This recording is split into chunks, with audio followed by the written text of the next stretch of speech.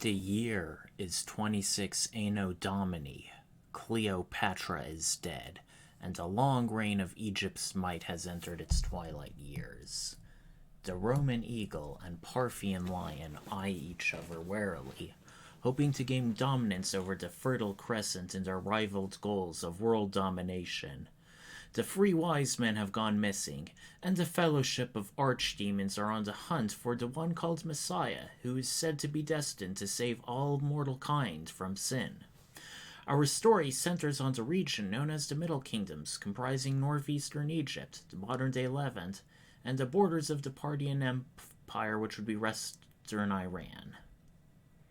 The Nile River, Red Sea, and Silk Road are prized trade routes connecting the wealth of free continents, and it's a common sight to see travelers and merchants from kingdoms far and near, as well as bandits and the ever-present soldiers of the rival empires coveting these pearls of great price. While many kingdoms still have their own regents on the throne, many are subservient to the whims of foreign lords, leaving the average citizen questioning how much reign their local rulers really have. Hello everyone, and welcome to another RPG Reading Club. Today we will be reviewing The Adventurer's Guide to the Bible by Red Panda Publishing. This is the company's first journey into tabletop RPG work, and it is both a setting and a level 10 one-to-sandbox adventure set in the Middle East during the ministry of Jesus Christ.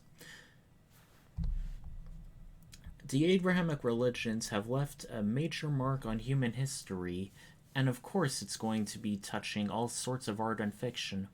However, its implementation in tabletop RPGs have often had a checkered past in a similar manner to how Christian rock has had difficulty making inroads into mainstream music. Religious-centered games, such as Dragon Raid, were made first and foremost as teaching tools or conversion attempts rather than being an enjoyable game first and foremost or in and of itself. Sometimes their systems may not necessarily reinforce the themes and stories in the Bible, like Green Ronin's Testament role-playing in the biblical era. There's also the fact that, at least in the United States, a popular strain of conservative evangelicals have been unremittently hostile to Dungeons & Dragons, as well as tabletop gaming as a whole. As a result, explicitly religious RPGs have quite a bit of a negative reputation in our fair hobby, which puts The Adventurer's Guide to the Bible in a bit of an uphill battle. Will this product succeed where others have failed? Does it serve as a fun adventure that can be enjoyed by believers and non-believers alike? Well, why don't we watch this review and find out? To first give a bit of history, Red Panda Publishing had a sort of Ask Me Anything over on Reddit in first promoting their products, which I am going to link to in the chat. If we are on YouTube, it will be linked in the doobly-doo info box below. So there are quite a bit of questions over the intended goals and execution of the book, as well as the background behind the writers, and for good reason. While many people are likely wondering if the writers are the kinds of Christians I alluded to earlier, and for good reason. I cannot speak for other movements, but here in the United States, many evangelical Christians, in fact the ones who are very influenced by said satanic panic, have recently fell in love with the QAnon movement, which, to be short, is basically a reflavored anti-Semitic blood libel.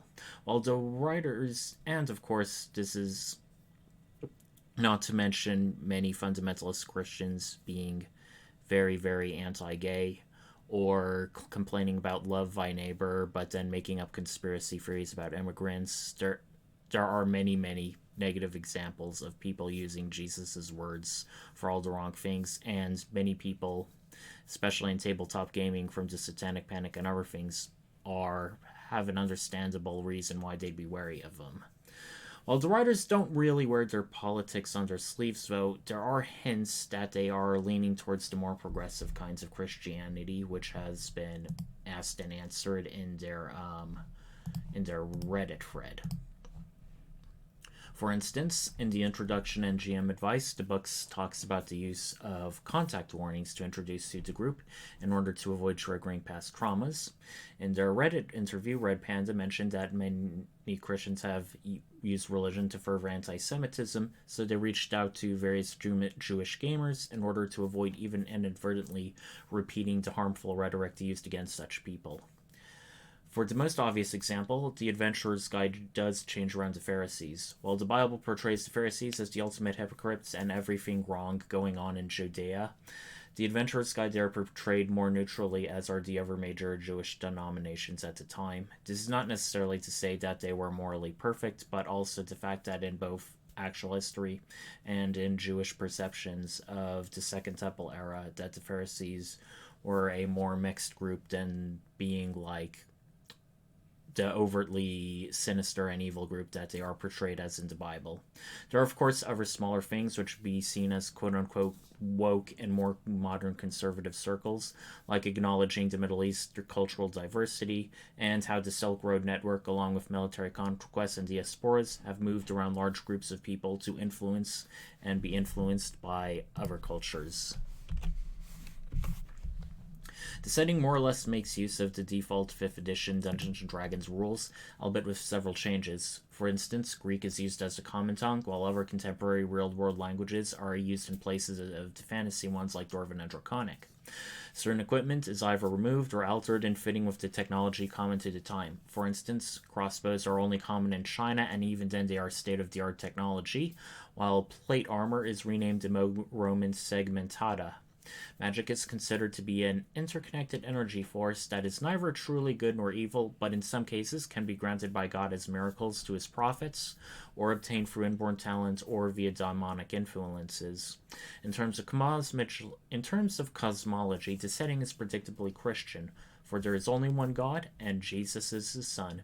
In addition to alignment, there is a new morality system known as Grace, which is a 7th ability score that can be altered by in-game actions, and a special Grace check is used for certain things such as praying for divine intervention or meditating on holy grounds. We have plenty of new options for PCs to reflect this more historical fantasy setting. We have new backgrounds such as Pilgrim and Silk Road merchants, non-human lineages such as giants, which are exactly what they say on the tin, the angel-touched Nephilim, and my favorite, the Rephaim. I think I'm pronouncing that correctly. The Rephaim are extraplanar beings tasked with overseeing the dead in the realm of Sheol, often traveling to Earth on the hunt for escaped spirits and dangerous undead.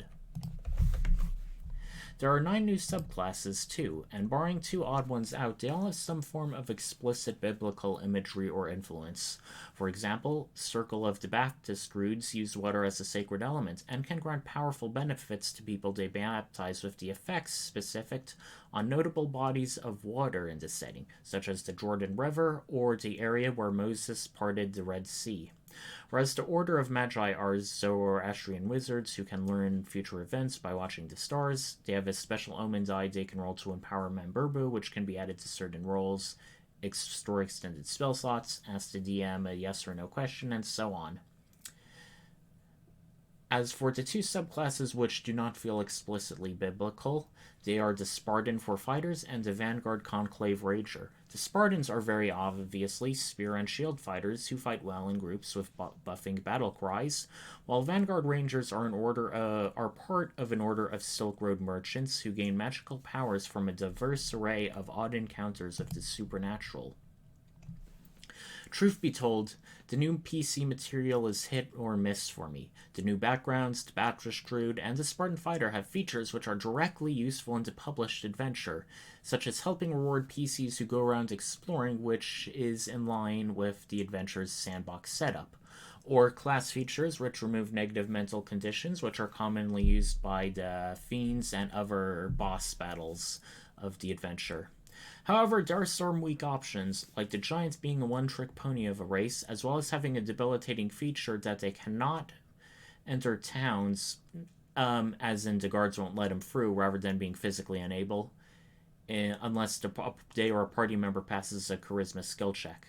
The Zealot Rogue is a cool idea, where you are a member of a Jewish paramilitary group dedicated to fighting against Roman colonization, but most of their class features are really only useful for urban intrigue, and so they kind of suffer when going on wilderness or dungeon crawl adventures. One moment. Check out this map. It's beautiful. The vast majority of this book is dedicated to Dungeon Master material, with the bulk being the adventure, and then there's some new NPCs, monster stats, and equipment and magic items. Obviously, I am going to be referencing some spoilers, so those who intend on playing this adventure should churn away. It's worth it. I promise you, the adventure is really good.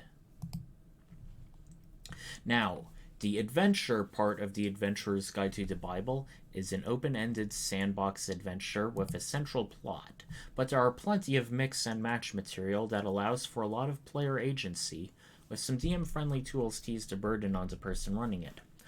Overall, things are well put together, and it's one of the best sandbox adventures I've seen for D&D for in quite some time.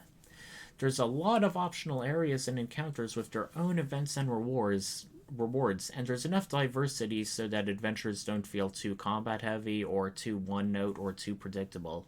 For instance, PCs can participate in Colosseum games at various Roman towns, from gladiatorial combat to chariot racing for golden prizes. There's cool mini-dungeons like the Tower of Babel, which starts to collapse as the PCs climb it, with some treasure at the very top. There's even a desert nomad town of Petra where PCs may gain intelligent sun-weighing eagles to use as flying mounts if they undertake a ritualistic challenge which involves climbing to their eyrie and winning their trust. Another point in the book's favor is that it gives things for PCs to spend their money on in the form of expertly crafted and magic items in the marketplaces of particular cities. It is closer in that way to a video game RPG, where visiting the next major city provides new things for the PCs to buy and thus improve their characters.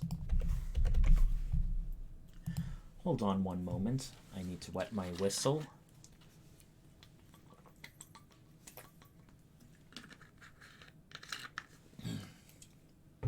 Alright, my throat was just getting a bit parched and cracked. Furthermore, there are plenty of useful tables for the Dungeon Master, from random encounters, a few of which are miniature plots of their own, as well as a research system where PCs can find out more about the world and interesting quest hooks. There's even a table of visions from God which can be used to reveal information about an archdemon's lair and possibly other things. Additionally, the actions and quests PCs undertake in the world can earn them favor or enmity with the various power blocks of the Middle Kingdoms.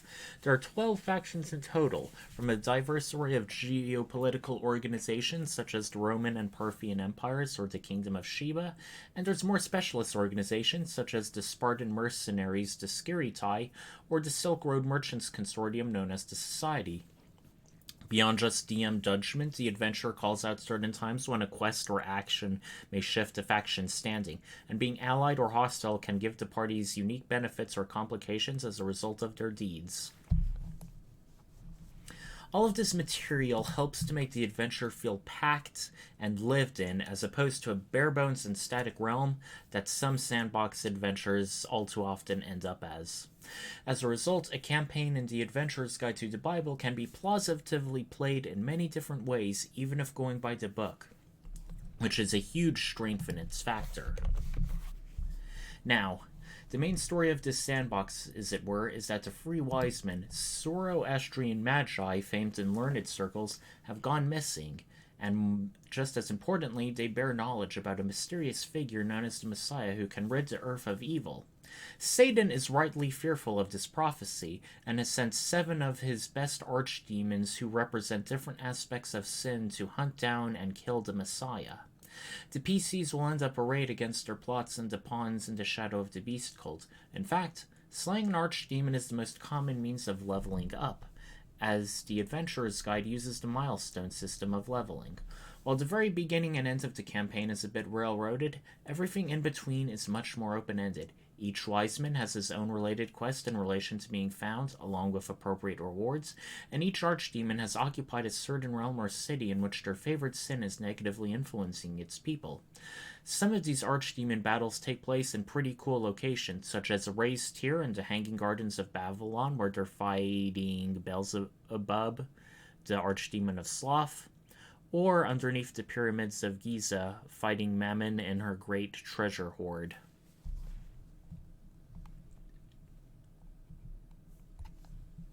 One moment. One of the strengths of this adventure is that many quests can be accomplished in a variety of ways, and there is less emphasis placed on combat, although it does occur, so many non-violent options are available. For example, the PCs may need access to a unique manuscript in the Museum of Alexandria in order to find an archdemon's lair, or they may need to obtain a family heirloom for Cleopatra's surviving daughter in said museum.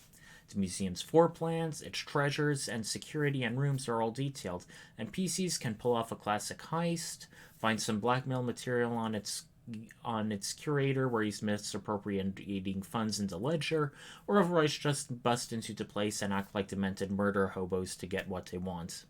Yes, there are opportunities in this adventure for PCs to enrich themselves in ways that would be considered evil or selfish. They may even get away with such behavior, although in true biblical fashion, the wicked people they deal with are prone to turning on them when the party proves a threat or otherwise inconvenience. Okay, this is probably something many of you have been waiting for. How does this module handle Jesus? Namely, how to roleplay him. Also, what are his stats? Well, the book has surprisingly good advice. Basically, it tells the DM to relax and not overwhelm themselves with worrying about getting an historical figure's exact mannerisms right. The book explains that many people have a particular image of Jesus as a formal, uptight preacher, but for the standards of his time, his speech was actually rather plain and he often used slang and jokes. In other words, Jesus was a very normal person and should overall be role-played as a chill dude who is engaged in comfortable chats with close friends. To quote the book, there will inevitably become a time when the PCs or players channeling their own views through the PCs attempt to get Jesus' opinion on some moral issue. Jesus' overriding concern is love. The correct thing to do is always the most loving thing to do. The purpose of morality is not to determine who to condemn, it is to determine how to best uplift and support one another. This is actually the closest the Adventurer's Guide gets to an explicit stance on LGBT issues, as they also reference asking questions to Jesus about politics, sexuality, or other things. So it basically says the only relevant question and answer is whether you're treating others with love, and only the person acting and God knows the answer to that question. To be honest, I will say that I feel that the writers in the Adventurer's Guide are trying to be vague in this regard, because I do remember reading that they wanted to first and foremost use this as something for youth pastors to run young people through in playing in church. And I will say that I do find it funny about, let me see if I can find it, about politics or something.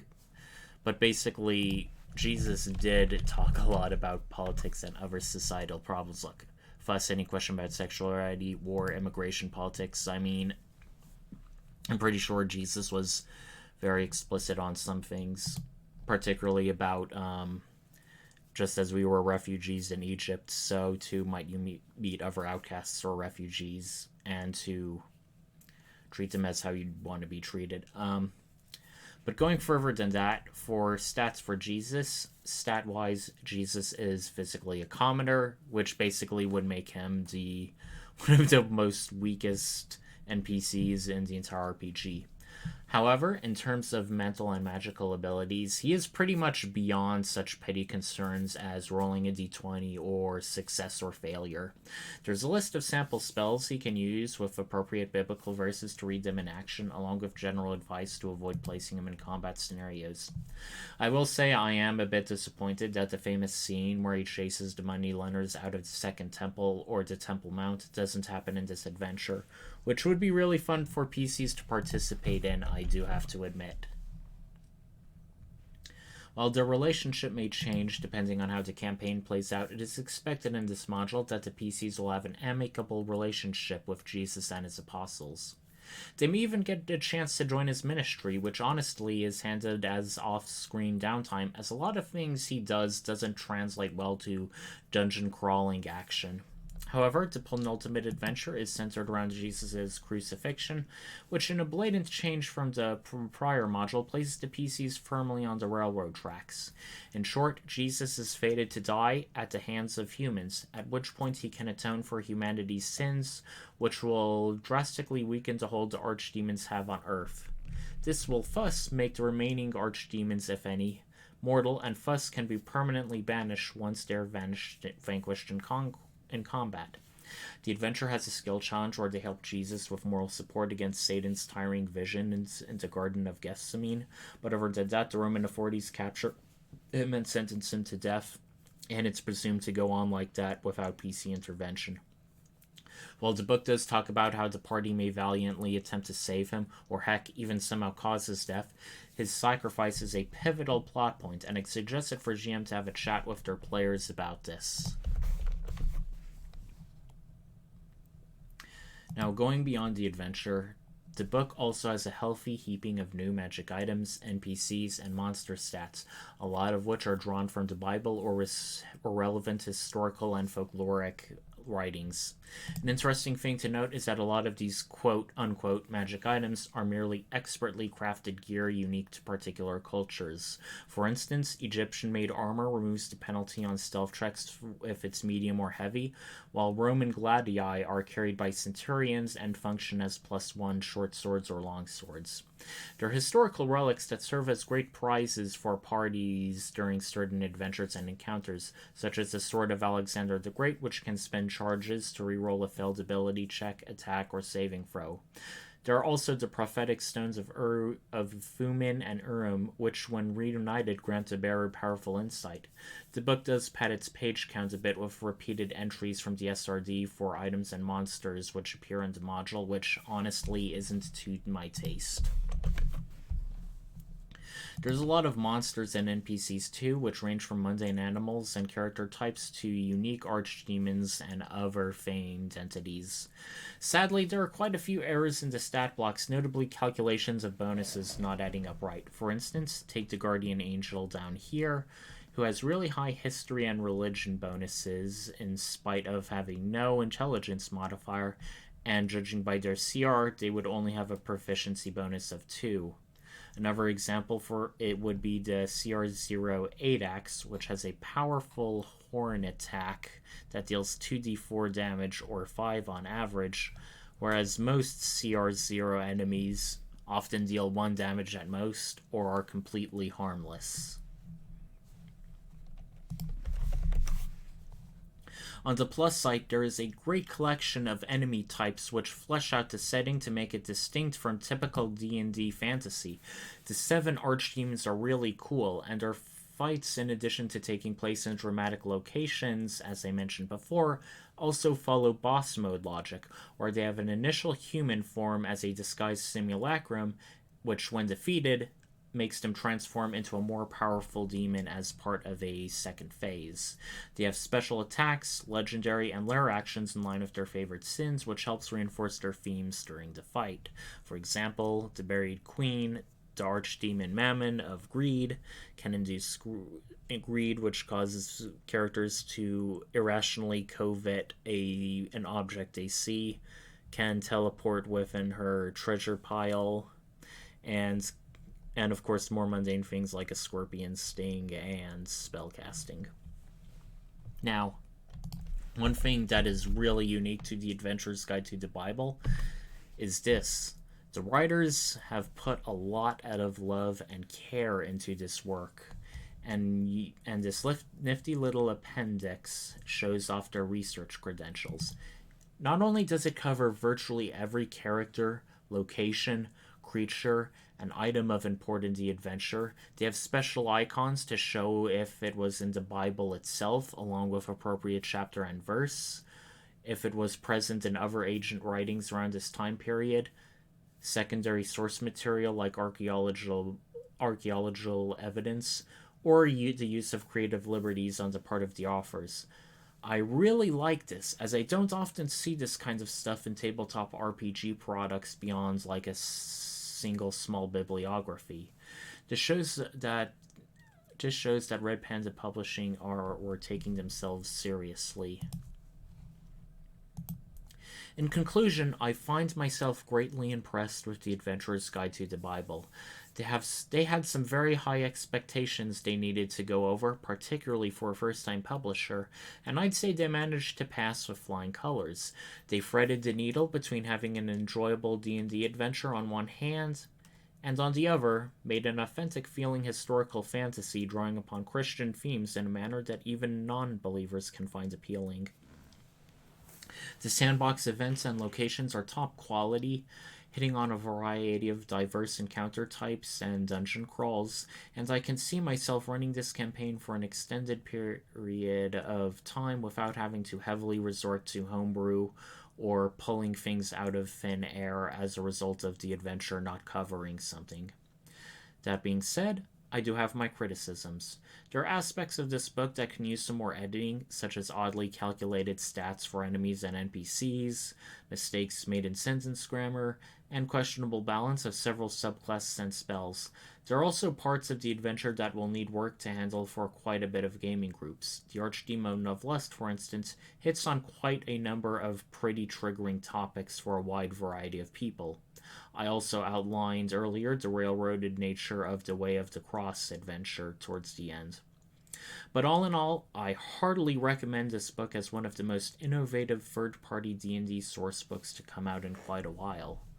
Thank you all very much for watching me. We will be going back to Solasta, Crown of the Magister, this Thursday at 9 p.m. Quasar Night out.